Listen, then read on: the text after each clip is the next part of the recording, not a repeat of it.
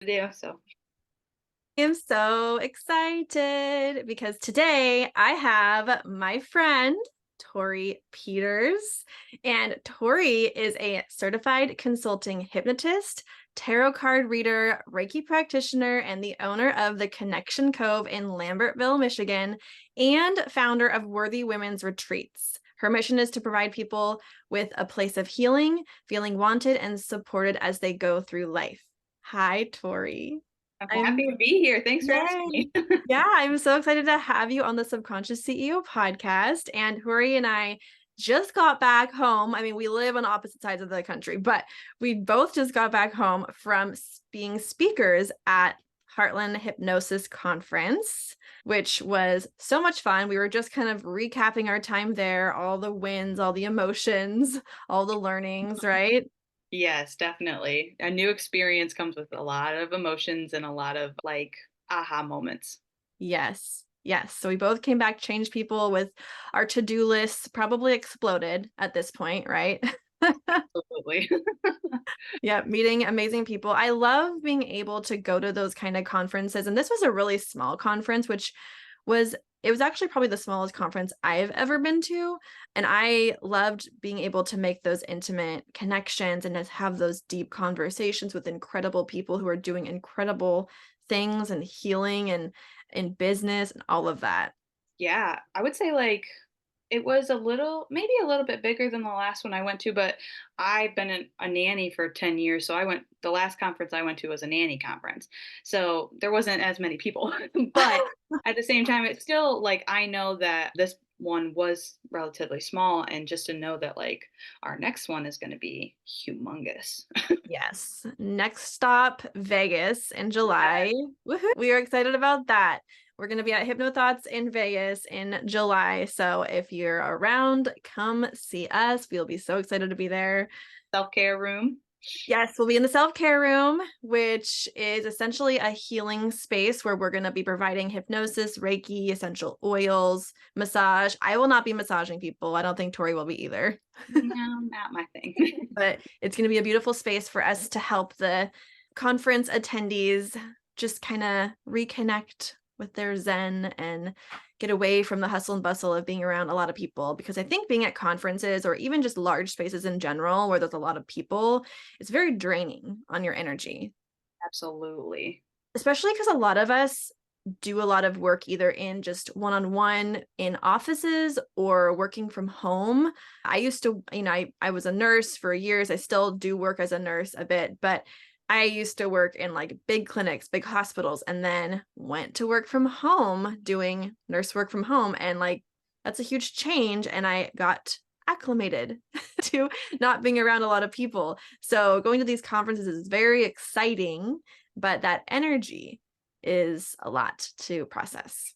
It is. So, again, new experiences, especially with new people, but the self care room is absolutely needed for something like that. So, glad Or we can be part of it.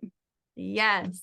So Tori, I would like to talk to you a little bit about your business model and kind of the exciting things that have been coming up for you lately, because we met, gosh, it was about a year ago, and you have done so much and grown so much and just achieved so much in that short time. So I want to hear kind of like, I want you to tell everybody a little bit about what you offer, how you integrate all of your modalities, what your business is set up as, and maybe the exciting announcement about the keys that you got.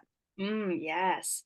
Well, I feel like it's hard to not start that off by without telling my story, especially since you've only known me for less than a year. But so I guess I should say that I just mentioned about being a nanny for about 10 years. And I do watch babies out of my house because I have my 2-year-old daughter. And let's see, it was little over a year ago, maybe a year and a half ish, about time where I had lost my job and I finally got a nanny job that was like pretty high paying. It felt really good. I was like I can take my daughter with me and it was just going to basically like solve all my problems. And I lost that job because they decided that they didn't know how I was going to manage my daughter, their daughter, and future kids that they were going to have, even after we had talked about that a little bit and I got the job. So it was like, what had happened?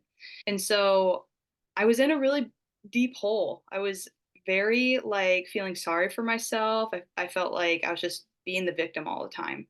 And I started going to a local, I guess you could say metaphysical shop, but they hold more events. And I went to something called a sisterhood gathering, and it kind of just, it was like group therapy, just kind of like release all the things that upset you. And I was doing that and I was feeling better.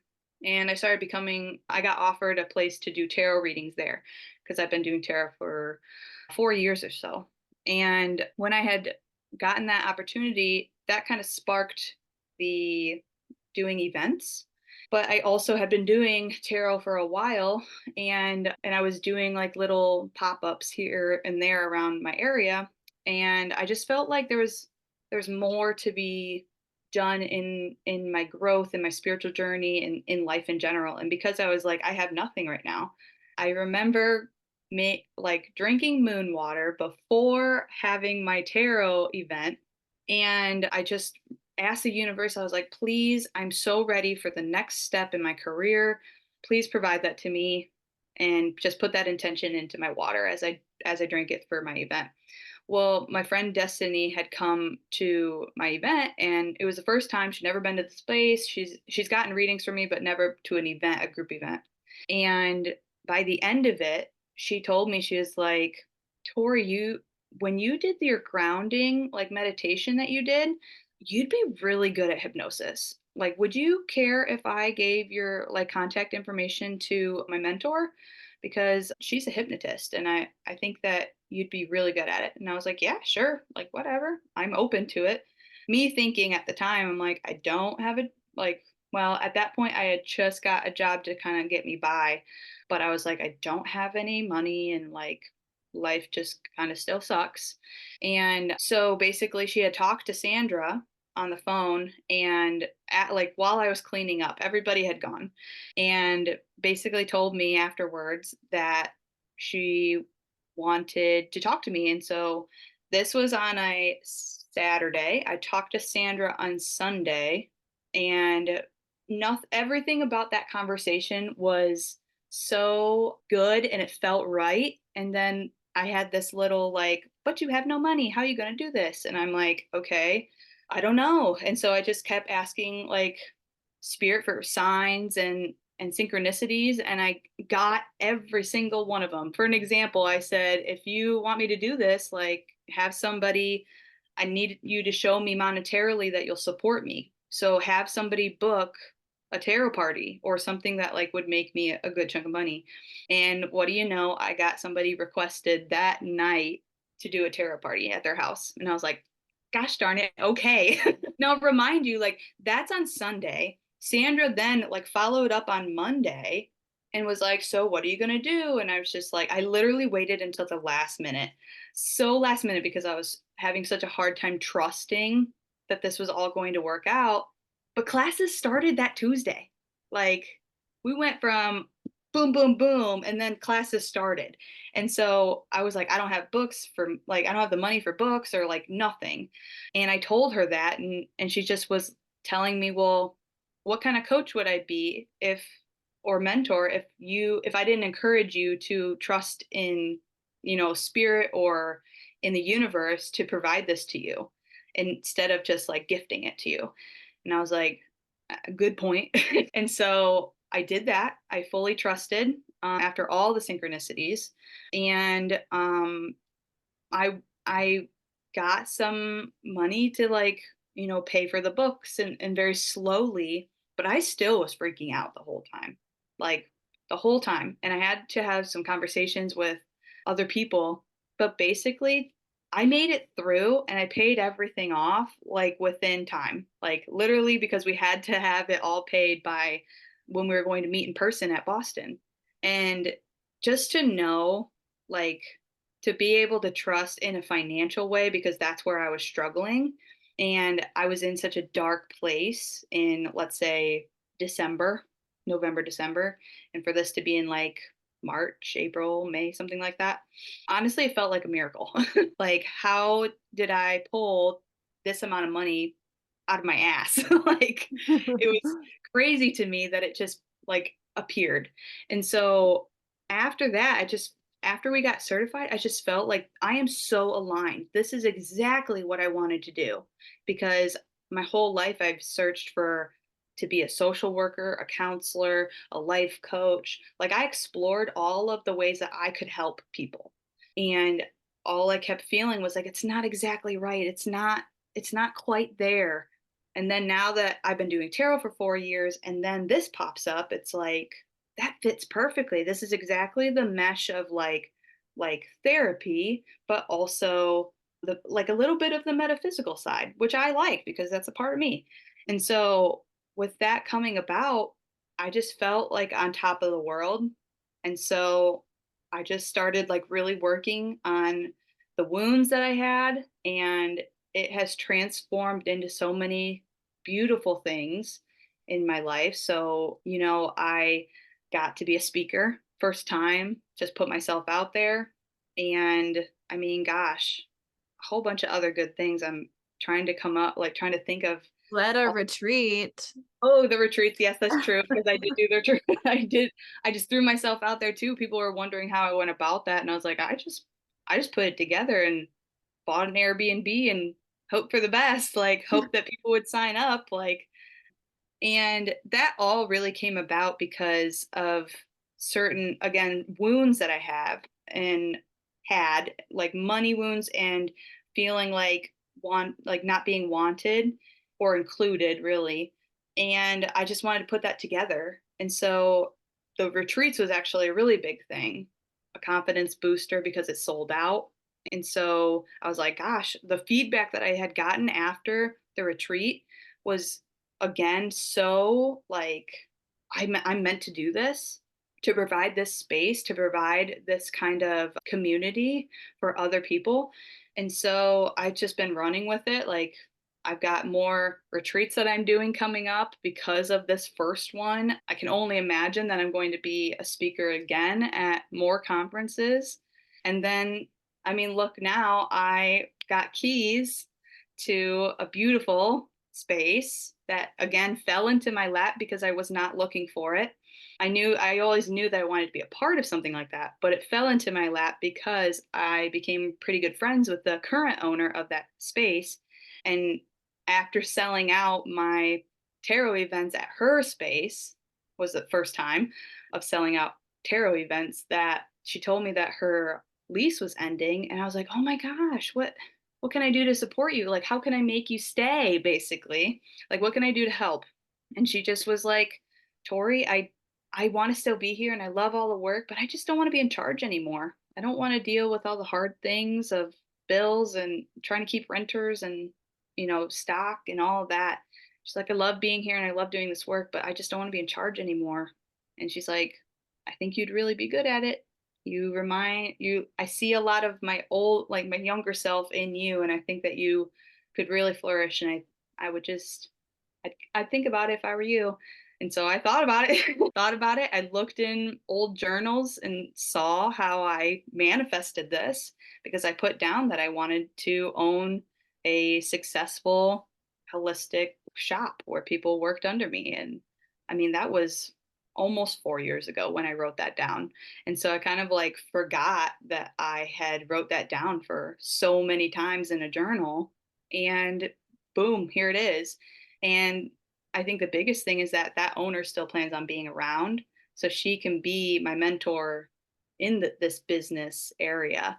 Because without her guidance, I have no idea what I'm doing. I just know the passion that I feel for having a space where people feel comfortable, where they want to be wanted and included, and their weird self or whatever. It's like I want to have that space where people can come no matter what. And it doesn't have to be, the metaphysical side of things. Of course, that's a part of me, but I'm also an athlete. I'm also a mom. And so all of the things that make us who we are, I also want to include in this space. And so as you introduced me, my new shop is called the Connection Cove because I want so badly for people to feel connected, no matter what they are in their life, that they can find other people just like them. That's amazing. I love it. I love hearing your story because I was there. Like, I want to say in the beginning, but it was more like in the middle, right? Because what you are saying is you set an intention years ago and maybe didn't take a ton of action, but took like small actions. Like you became interested in tarot and did, I think you were saying like did like $10 tarot readings or something in the beginning, Yeah, right? gosh, Like in the free. very beginning, if you wanna know the very beginning, I was so scared to put myself out there that people would know this part of me, that, like, I had a group of just 10 people, like, basically family, and I just, like, grew that confidence because it became so easy for me. It came so natural to use that intuition of myself that I just expanded, and now that tarot group is, like, 300 people. But people on my actual like social media, or they know me even though they're not a part of that group, and they'll ask me like, hey, I don't think I trust anybody else, like, to come to have a reading. I've never got a reading. So I get so many first timers because I think I make them feel comfortable with opening up that door of something that they're interested in. What you were doing without even knowing it is you were creating a personal brand, and you were doing it kind of slowly and without even realizing you were doing it, but you were doing it.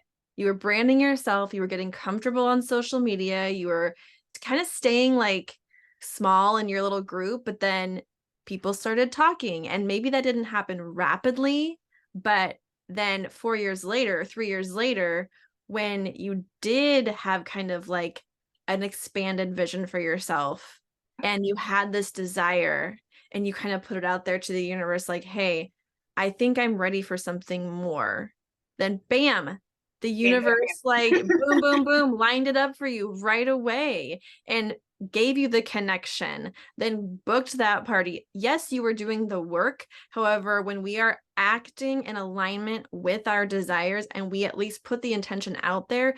Sure, if you want to say like, "Oh, that's so woo-woo and spiritual." Okay, fine. Well, it's also scientific. It's also scientifically proven that our subconscious mind will go to work for us if we want to look at the science end of the spectrum when we give it a command. So you were essentially commanding your subconscious mind to find a sign for you, to find the next step for you. And then that step was in alignment. So you went all in, even you like jumped without really even knowing what was going to happen. That's what you almost have to do, because if Yeah. you take too much time to think about it, then your old memories, like the old scripts that you tell yourself, are the ones that stop you from taking those leaps of faith. And so if I were to, you know, set myself in those money wounds that were in my past, then I wouldn't be taking this jump for this new shop, because how am I going to pay rent? How am I going to do this and get that? And then this, you just never know the greatness that could come until you jump. So that's why, like you said, you have to command that your subconscious will do this with confidence. Yes.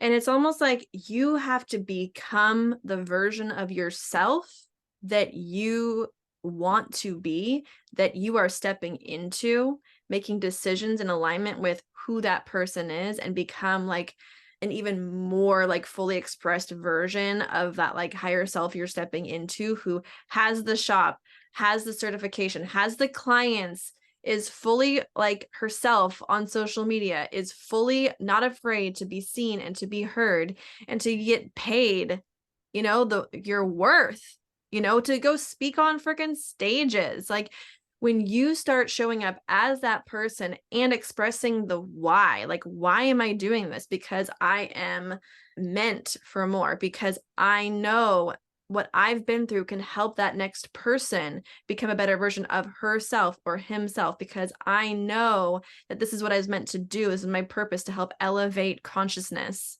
right? When you know the who you are and the why you do it, the what and the how of how you're going to get there, what you're going to do, you don't need to know that. And when we get so like caught up in this, like, I need to know how, I need to know what I'm going to do. How am I going to do it? that is what activates the like subconscious fear-based programming that stops us from taking the actions, doing the thing, saying the thing, thinking the thoughts. And it also cuts off our connection with our own intuition, which Yes, absolutely. I mean, because I guess if you want to think of the more metaphysical side of things, you know, they want what's best for us, what's in our highest good. So why wouldn't they lead us towards a path or opportunities that would provide that? And so we would have to just trust and take that leap so that we could fully embrace those things that those opportunities that they give us. when you say they, do you mean like your spirit guides or what are you saying? That's what I think of, like, although, like, people think of many different things, spirit guides, universe, God, any higher self, like anything that, Guardian angels.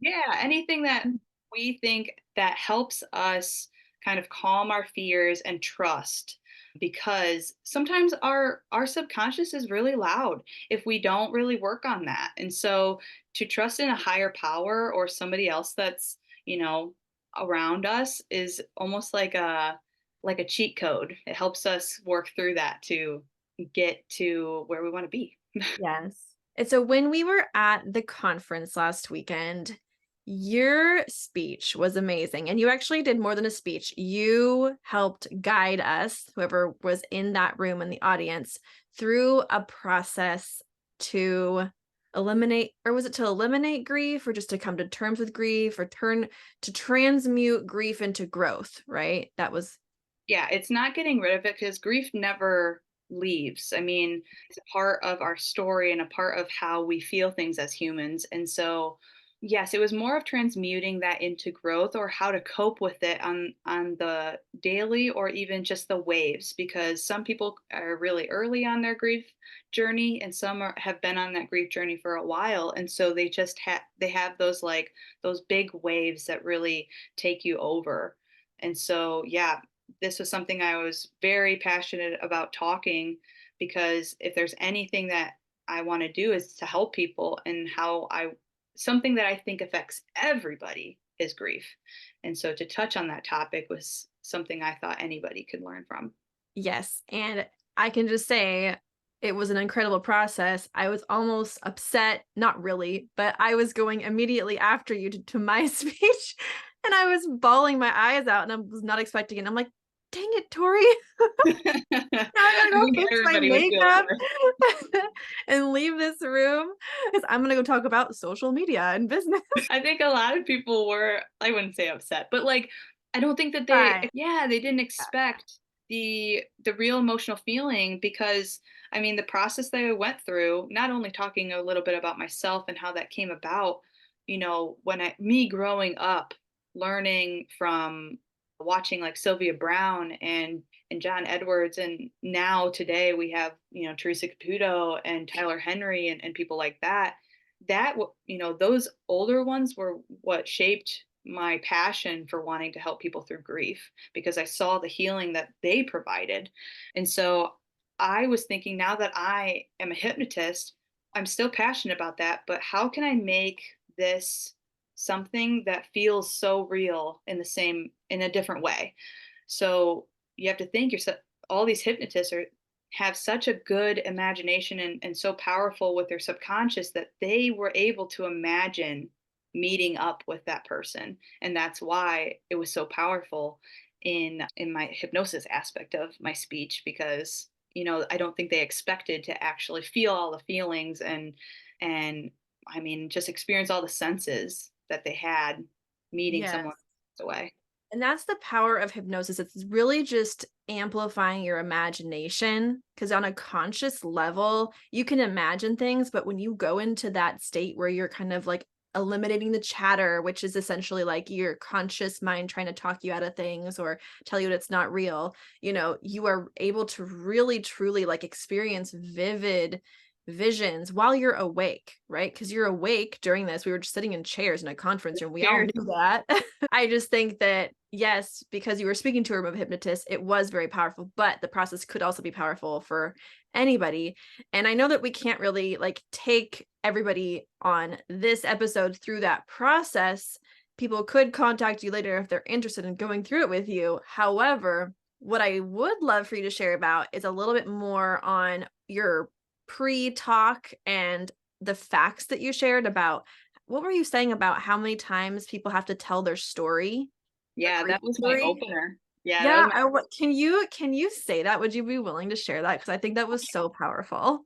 Well, yeah, and when I was reading, like preparing for this speech and reading books and all of that, that was the one thing that stood out is that it takes somebody a minimum, this is a minimum of 72 times to tell their story about who they lost or how it made them feel before they even begin the journey of healing their grief. And you have to know that like that is an average. That doesn't mean everybody that it takes 72 times. But for me, I'm somebody that talks and talks and talks and will tell somebody 72 times. Mhm. But when I was thinking about the number and I was thinking about someone like my husband who, doesn't really like to talk about his feelings, I'm like, there's a lot of people that even if they do want are okay talking about their feelings, there's still people that don't want to express any of that until they're alone. And how many times, like, how long does it take for that person? Like, that's a long time if you have to say it, if you have to speak it 2 times. The So, self-expression, like, through your mouth, through your voice is so incredibly powerful, and I think people think that it's, like, the same thing as thinking something, but it's different because you can have that thought millions of times, but only speak it. Like if you're a man who's men in general speak less words than women on a daily basis. On the daily average, I think it's like almost half of what women speak. surprise me. Right? Yes, and, like, that's true for, like, kids. I mean, with my own kids, it's definitely true. I have 2 boys and 2 girls, and we were talking about that recently, and we were like, "Wow, yeah, these girls talk a lot. These boys, very few words." But even, like, men, they in general, this is a generalization because there are always exceptions, but you're right, like, they talk less. My husband talks a lot. He does, but I love it. And yeah, so like what if a man is thinking these thoughts and not expressing it verbally, and it takes them 72 months, it could take them what, like 5 years longer than a Gosh. woman to start processing the grief? That's kind of how I think of it. Well, yeah, that's where I was starting to think of like, gosh, that could be a really long time because even 72 times, like if I were to, once a week or, like I'm starting to calculate in different ways of like how this would make sense for me and then how long it would be for my husband. It was like, wow, that is so eye-opening because that's not for everybody, but again, that's an average and that's a big number. Yes, and also, like we were talking about earlier, there's so many people that do work from home or that just don't get as much social interaction as others, and for those people, it could again like fester longer. The thoughts could start to spiral. So the I think the outcome or the results of not healing that grief and working through that grief, it can be really devastating if we don't do that. Oh yeah, it's like a lot of people just don't have the tools because again, it's not that we're trying to get rid of it. We're not trying to fix it. We're just trying to give tools to help alleviate that pain that we feel when we have this mentality of losing someone. And so when you can change the thought process that you have lost them, that they're like when you change it and say, I haven't lost them because I can go into my mind and imagine meeting up with them, that can just alleviate a little bit of pain that they have. And again, it's a tool and there's lots of tools that can be shared. But to me, being a hypnotist, that was the strongest one that I thought was pretty powerful. I love it. Thank you so much for sharing about that and about your business. And oh my gosh, we could talk forever, of course. Yeah, Um, you know that. we do sometimes. But I want to hear, like, is there anything else that you didn't get to share that you'd like to talk about? Anything that like tips for the people listening that how they could something they could do without hypnosis from home to process through grief or trauma or anything like that? Ooh, that is a great question. I think that, I guess, really off the top of my head, when I think about people that are really struggling with grief, they tend to, and this is just based off of certain people that are coming up in my head, that they tend to shame themselves for still staying in that grief process, for however long. And so a part of my speech was talking about affirmations. And so I know a lot of people don't resonate with affirmations, but the ones that I had said are ones that I feel like anybody could really incorporate into their talks. And so, you know, telling yourself that your grief matters and that your grief journey is just what it needs to be, that, there's no expectations to how long or short your grief process is, like incorporating that into your daily talks is something that I think is super powerful to accept where you are in that journey, and or accept where you are on the wave, because it really is a wave of feeling good and then having some hard days. Oh my gosh. Yes. When you shared that, that was so powerful that your grief doesn't need to be, or what did you say? Repeat those to me. That your grief matters, that any it is okay to be wherever you are on your journey. Like, I guess I should come up with all my papers, because I was like, I have more, but those Yeah. I obviously wrote down like five that I thought were very universal. And Mhm. so, yeah, to be okay with where you are on your grief journey is something that we need to keep telling ourselves, and stop thinking that other people are noticing. Oh, well, you're still not over them. You're still like on social media, or that you want people to feel sorry for you. It's like, no, everybody's grief journey is different, and you need to stop worrying about what other people think Mhm. when this is your journey, this is your life. So, Radical self-acceptance. yeah. So, I I have to mean, consider that. affirmations work for a lot of people, and I think that that's something to incorporate when you are, for anybody. It's not just hypnotists. You can incorporate that into your daily, ritual or whatever that you do. Like, get up in the morning and tell yourself these things, because you never know if you're going to have that big hard wave or a sign that really hits you, that you want to tell yourself those things, that it's okay and that I don't need to worry about anybody else, because this is my grief journey. I love it. Yes. Thank you, Tori. Where can people find you? Yeah, I am on Facebook and Instagram, but I tend to put more on Facebook. So if you find me on Facebook, I'm under Victoria Peters, and I do have a separate account for my hypnosis and things like that. And you'll see the business side of the Connection Cove here soon. So don't be afraid with small numbers, since it's just up and coming. I'm opening up or taking possession June 1st. So Yay. come on So and stop by excited. if you're in the Yeah, area. don't you have a Facebook group too? I do, and it's private, because that's when I started. I was very scared, so it is Mhm. private, but you can find it if you search it, and it's Tarot by Tori. I love it. Yeah. Thank you so much for joining me, Tori. I can't Yes, wait to thanks see for you in inviting me. Vegas. I'm very excited, and yes, thank you for having me. I really couldn't wait to share some of my story. Yay. Okay. We'll talk soon.